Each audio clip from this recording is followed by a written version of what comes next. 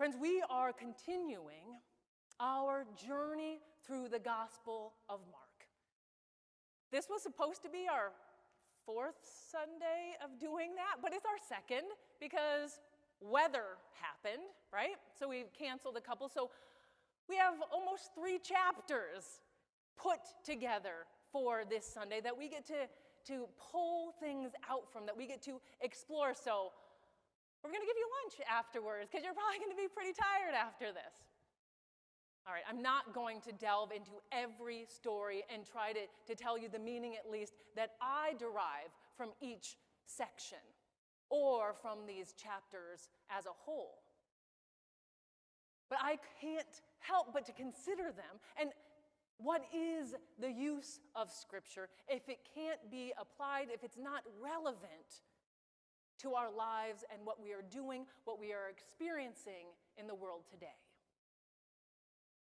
Right? Our world, we just look around us. It's a mess. It looks kind of beautiful in some ways on the surface, and then you try to get out and you try to do things, and it is a mess. The roadways are too narrow that sometimes you have to give way so another vehicle doesn't sideswipe you and you trying to get past each other, right? People are clomping where there's supposed to be a sidewalk, but somebody didn't clear that walk, so it's like they're climbing Mount Everest kind of thing because there's ice and there is snow that they are traversing, trying to get wherever they need to go. Perhaps this is a metaphor for our wider world, friends. Our world from afar. Think about Carl Sagan looking at that small, pale blue dot, right? It looks beautiful from afar. It's amazing. It's tremendous. It's awe-inspiring to see this globe, to consider the beauty that it contains.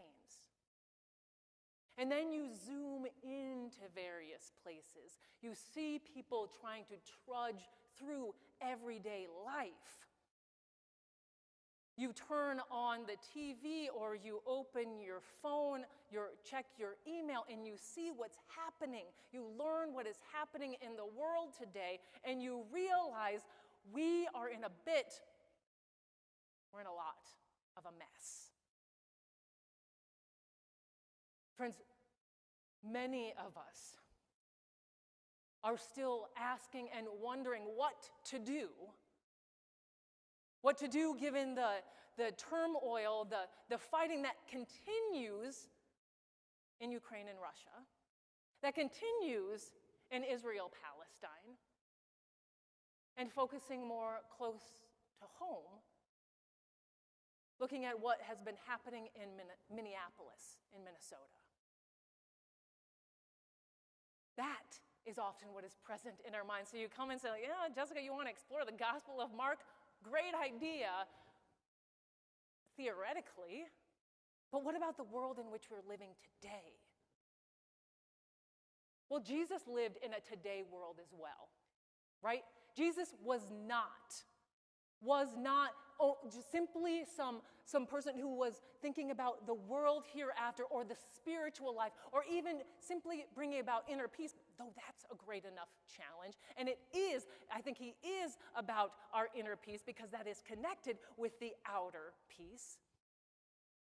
But Jesus lived in a world that was undergoing great turmoil as well. Living at a time where there was immense super stratification of those who have in the ruling class and the ruler, and then a few folks that worked with them to make sure that they could maintain their power and keep garnering and plundering and building their wealth, and those who had nothing. Those who were considered expendable, those who were considered degraded and sinful. Jesus lived in a real time as well. So I believe, I trust that as we engage these texts from the Gospel of Mark, we do we do have the ability to learn something, to receive insights regarding our own time as well. So we had a lot. We got a lot of stuff, and I'll pull out a few of the pieces, a few of the threads that seem to connect for me, but there's more there. And if you want to do more of the stuff, join us at 9:15 in Roger Williams Hall, okay? We're doing the deeper, the richer exploration of these texts every Sunday morning together. Our section begins today with multitudes, many, many, many people coming to Jesus because they hear about the healing he is offering. They've heard about the casting out of demons, and we get stories. We get some more of those stories in these chapters, 3, 4, and 5. And they are pressing on him. And Jesus realizes, he understands that he can't do this work by himself, just like I was saying with the children, right? It is at this point in the text that Jesus appoints 12 disciples, 12 apostles to be with him. He knows he can't do this work alone, this work that he has already begun in the beginning chapters, according to Mark, the work of healing, the work of casting out demons or unclean spirits, those who would take over another body to control them, to dehumanize them, to cast those out. He needs more help. And Mark has him do this in such a way as to symbolize Israel. There are 12 disciples, just like there were 12 tribes of Israel. Whenever you hear the number 12 in the Gospels, think of Israel, think of that connection, because it is being intentionally made. But Jesus realizes that he can't do this by himself. And we move on, and he continues his work, and he continues to be pressed on, and the people who are supposed to be closest to him, how do they respond? They think he's out of his mind. They think he's lost it. Not only his family here in Mark thinks he has lost it, but religious leaders are saying that he's in cahoots with the Lord, the head of the demons. The work he is doing, they are demonizing him for it. For bringing liberation to people, for bringing healing to others. He is being labeled as someone who is out of his mind.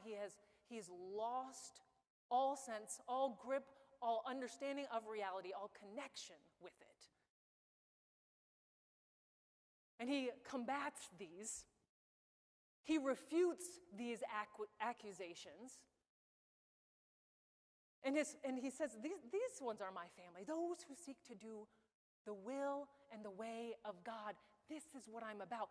This is the work that I've been doing. That's what the healing has been about. That's what the exorcisms have been about.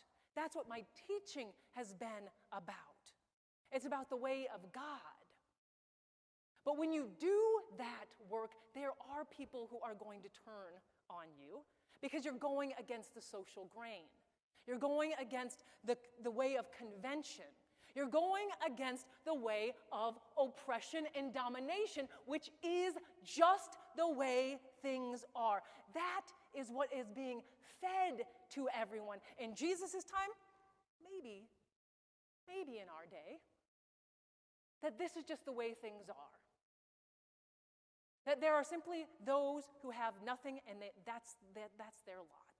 And those who have power, and they deserve it. And Jesus pushes against that. He pushes against the identification with your family.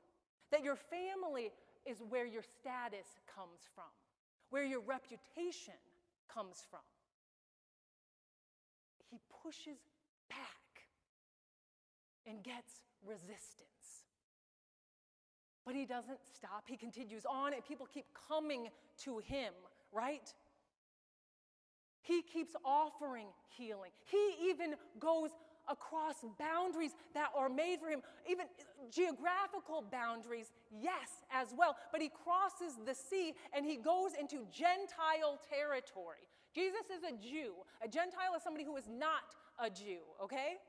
Jesus crosses over into that place, and what does he meet but a human who has been possessed, whose body has been taken over, whose entire being, life has been taken over by an outside force named Legion. And we discussed this a little bit this morning in the Bible study, but that Legion, perhaps, possibly, likely, is to get people thinking about the legions that are possessing the land, that are taking it over, that are oppressing it in the name of Rome, that are doing it in collaboration with the empire of Rome. That Jesus being able to cast out this demon, this unclean spirit, shows forth the power of the divine to bring liberation from oppression, even outside of the homeland, outside of that initial territory, even in Gentile lands. And then Jesus comes back over, crosses over to the other side, and continues healing as well, and we get that number 12 again.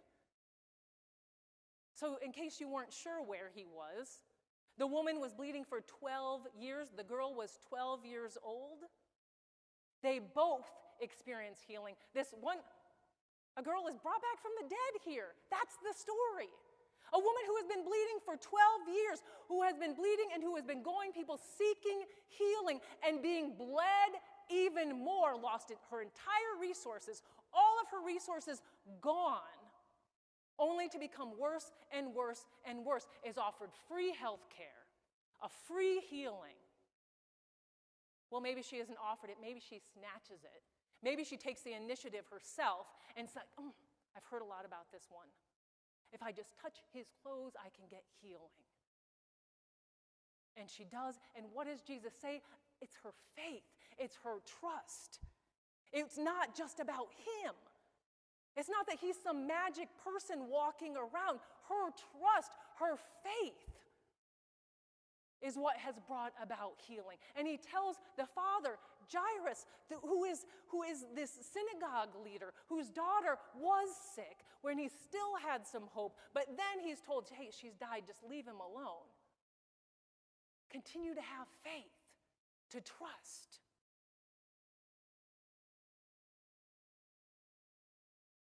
Now we could say, oh, well, are we supposed to then take these stories literally? When have I ever told you to take these stories literally? Yeah, I've never told you that. I do believe that Jesus offered healing. I do believe that Jesus offered wholeness. I think that was happening, but we're in a different day and age. So should we be offering actual healing and wholeness to people? Yes, we should. Should we be seeing to it that people have access to quality health care if they are suffering, if they are in pain, or if they are ill? Yes, we should. That is a literal interpretation of these texts for us today.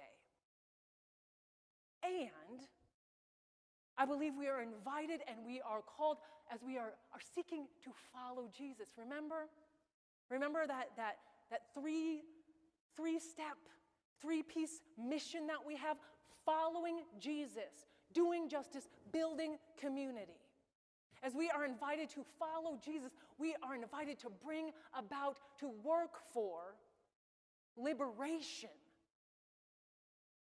to cast out occupying forces that come from other places to oppress us, to dominate us, to control us, to say, get out of here. Get out of him. Get out of them. Get out of Minnesota. We are called to proclaim that, and we are called to do that work. That's what it is to follow Jesus. And we might think, we're too small. We can't do this work. There are a few sayings, a few parables that I just hopped over, but Lisa read for us today. These parables that we are told Jesus taught, shared with people. And one of them is about this parable of a mustard seed. Now, there's a lot here. There's a lot that you could unpack. And we spoke this morning about parables don't have only one meaning.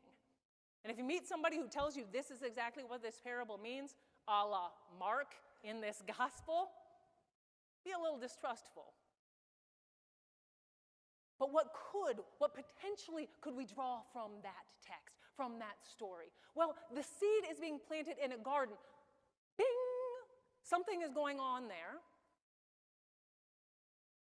A mustard seed was not to be planted in a garden. It was a violation of the law of diverse kinds. Mustard seeds were not supposed to be planted with other vegetation because they could just take over. Something is already happening here. I have thoughts in my mind about people coming from diverse countries and cultures and intermingling, something that just pops into my head. And that this grain takes root, and it grows, and it grows, and it grows, and it grows into a shrub. You might think Jesus would choose a different metaphor, a different image, a different symbol for something as great and grand as the kingdom, the empire, the realm of God, perhaps a great sycamore tree, a la some of his predecessors in the Hebrew texts. But a mustard seed doesn't grow into a tree. It grows into a shrub. A shrub. What could that possibly mean? Comparing the empire of God, the realm of God, if you want to, the kingdom of God, to a mustard seed that grows into a shrub. Well, again, that mustard seed kind of goes all over the place. It starts taking over. And I don't know, I don't think I'm going to grow into a tree. I feel like I'm pretty average, pretty normal, pretty run-of-the-mill. I am not a LeBron James for basketball fans out there. I am not a Mendoza for those football fans out there. I am not an all-star. I'm a regular old human, just like this shrub. Perhaps one meaning we could derive from this parable is that we, every day, regular old humans, can be a part of bringing about the transformation, the healing of the realm of God. Maybe that's what we are invited and called to do. Maybe we are called to do regular, everyday, trudging through the snow kinds of things. We don't have to scale Mount Everest. We can simply shovel our sidewalks so we can make ways for people to be able to get to where they need to go without slipping, falling, and cracking their head. Perhaps that is something we can take, we can learn from this story.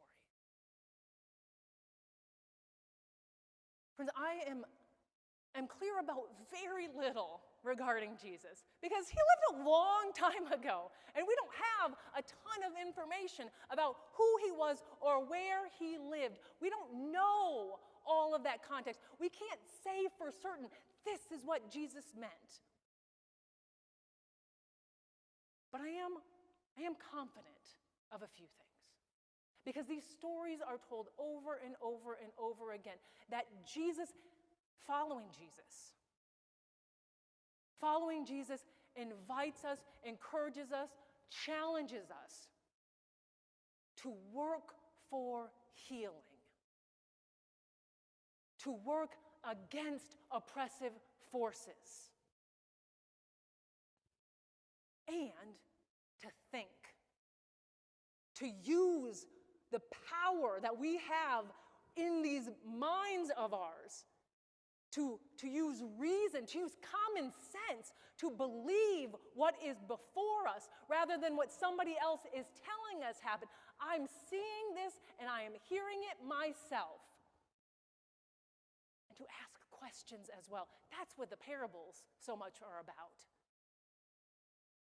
There's a story, Jesus stops talking, the people are left to discuss. The people are left to ponder, to think, to ask questions.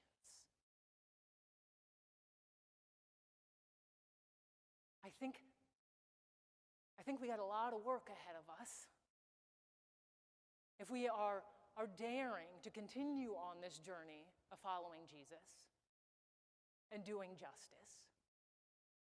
And again, friends, that's one of the reasons it's so important that we build community, that we do this work together.